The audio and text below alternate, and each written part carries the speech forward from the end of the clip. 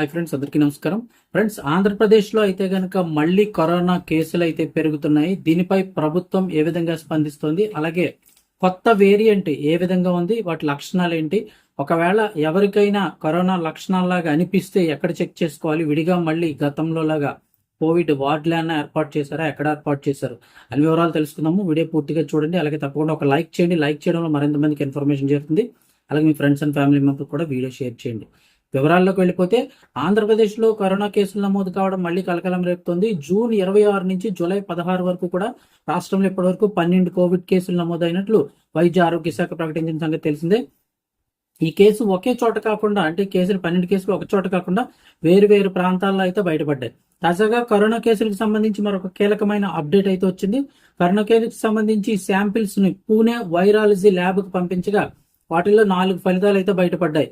ముఖ్యంగా ఈ కరోనా కేసులకు సంబంధించి ఒమిక్రాన్ RF5 వేరియంట్ గా అయితే కనుక ఈ కొత్త వేరియంట్ గా గుర్తించారు. ఇది ప్రస్తుతం ఈ RF5 కేసులు ఎక్కువగా సింగపూర్ అలాగే ఆగ్నేసియా దేశాల్లో అయితే కనుక నమోదవుతున్నాయి. ఇక్కడ తాజా పరిస్థితులపై, కరోనా కేసులు నమోదవడం తాజా పరిస్థితులపై వైద్య ఆరోగ్య శాఖ మంత్రి సత్యకుమార్ యాదవ్ అధికారులతో సమీక్ష అయితే నిర్వహించారు. ప్రజలెవరూ ఆందోళన చెందాల్సిన అవసరం లేదని, అప్రమత్తంగా అయితే ఉండాలని అయితే మంత్రి సూచించారు. ఇక పూణే ల్యాబ్ నుంచి గుర్తించినటువంటి ఒమిక్రాన్ R5 వేరియంట్ ని WHO ఈ వేరియంట్ ను సునిశ్చితంగా పరిశీలిస్తోందన్నారు. ఇక ప్రస్తుతం ఈ వేరియంట్ విషయాల్లో ఆందోళన అయితే చెందవద్దు. ఈ వేరియంట్ లక్షణాలు ముఖ్యంగా ఏముంటాయి అని చూస్తే కనుక గొంతు నొప్పి, దగ్గు, జ్వరం, తలనొప్పి, ముక్కు కారడం లేదా ముక్కు మూసుకుపోయినట్టు ఉండడం, అలసట, ఒళ్ళు నొప్పులు ఉంటాయన్నారు. పరీక్షలకు అవసరమైన కిట్లు, ఇతర మౌలిక వస్తువులన్నీ కూడా సమకూరుస్తున్నామని, రాష్ట్రంలో ఇప్పటి వరకు 16 కోవిడ్ కేసులు అయితే నమోదయ్యాయని చెప్తున్నారు. తాజాగా మరో 2 కోవిడ్ కేసులు నమోదయ్యాయి. నెల్లూరు జిల్లాలో 3 ఏళ్ల బాలుడికి, ఎన్టీఆర్ జిల్లాలో 13 ఏళ్ల బాలికకు కోవిడ్ పాజిటివ్ గా తేలింది. నెల్లూరు జిల్లాకు చెందిన ఈ బాలుడికి అయితే క్యాన్సర్ ఉందని చెప్తున్నారు. ఈ నెల 13న అతనికి చికిత్స కోసం కుటుంబ సభ్యులు పుదుచ్చేరికి తీసుకువెళ్లారు. అక్కడ డాక్టర్లు బాలుడికి కరోనా పరీక్షలు చేయగా కరోనా పాజిటివ్ అయితే వచ్చింది. ఈ సమాచారం తెలియడంతో నెల్లూరు జిల్లా వైద్య ఆరోగ్య శాఖ అధికారులు బాలుడి తల్లిదండ్రులతో పాటు బంధువులకు కూడా పరీక్షలు నిర్వహించారు.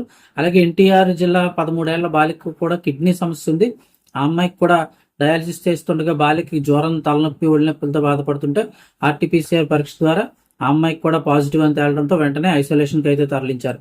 సో ఇప్పుడు గనక ఎవరికైనా ఈ లక్షణాలు ఉండి, కరోనా ఇలాంటి ఇబ్బందులు ఉండి చెక్ చేయించుకోవాలి, ఒకవేళ ఏదైనా ఐసోలేషన్ ఉండాలి అంటే గవర్నమెంట్ ఏమన్నా చర్యలు తీసుకుంటుందంటే, ప్రస్తుతం ఎక్కడికక్కడ పరిస్థితులపై అధికారులు అయితే కనుక అన్ని కూడా దృష్టి సారించాడు. ఎక్కడెక్కడ కేసులు నమోదవుతున్నాయి నిరంతరం పర్యవేక్షిస్తూ కేసులు పెరగకుండా ముందస్తు చర్యలు అయితే చేపట్టాలని వైద్య అధికారులకైతే మంత్రి సూచించడం జరిగింది.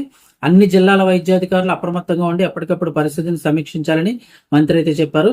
ఇప్పుడు కోవిడ్ పరిస్థితుల నేపథ్యంలో తూర్పుగోదావరి జిల్లా అప్రమత్తమై రాజమహేంద్రవరం ప్రభుత్వ ఆసుపత్రిలో ప్రత్యేక కోవిడ్ వార్డును అయితే కనుక ఏర్పాటు చేశారు. అత్యవసర పరిస్థితిని దృష్టిలో ఉంచుకొని 10 పడకలతో ప్రత్యేక వార్డును అయితే సిద్ధం చేశారు. అవసరమైనటువంటి వెంటిలేటర్లు, ఆక్సిజన్ సదుపాయాలన్నీ కూడా అందుబాటులో ఉంచినట్లు అధికారులు తెలిపారు. ఎలాంటి అత్యవసర పరిస్థితినైనా ఎదుర్కొనేందుకు వైద్య శాఖ ముందస్తు ఏర్పాట్లు చేసింది. అలాగే వైద్య సిబ్బందిని కూడా అప్రమత్తం చేసి అవసరమైన సూచనలు జారీ చేస్తున్నట్లు అధికారులు తెలిపారు. అయితే రాజమహేంద్రవరం ఈ పరిసర ప్రాంతాల్లో అయితే ఒక కేసు కూడా ప్రస్తుతానికి అయితే నమోదు కాలేదని, ప్రజలైతే ఎవరు అనవసరంగా ఆందోళన చెందవద్దని మంత్రి స్పష్టం చేశారు. ఎవరికైనా లక్షణాలు ఉంటే ఇమీడియట్ గా దగ్గరలో ఉన్న ప్రభుత్వ ఆసుపత్రిలో కానీ, లేదంటే మీకు దగ్గరలో ఉన్న హాస్పిటల్లో కానీ ఎక్కడైనా ముందు చూపించుకోండి ఏదైనా డౌట్ ఉన్నట్లయితే తప్ప.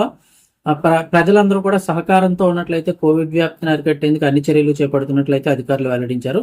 ఎవరో కూడా అనవసరం టెన్షన్ అయితే పెట్టకూడదని చెప్పేసి మంత్రి అయితే స్పష్టం చేశారు.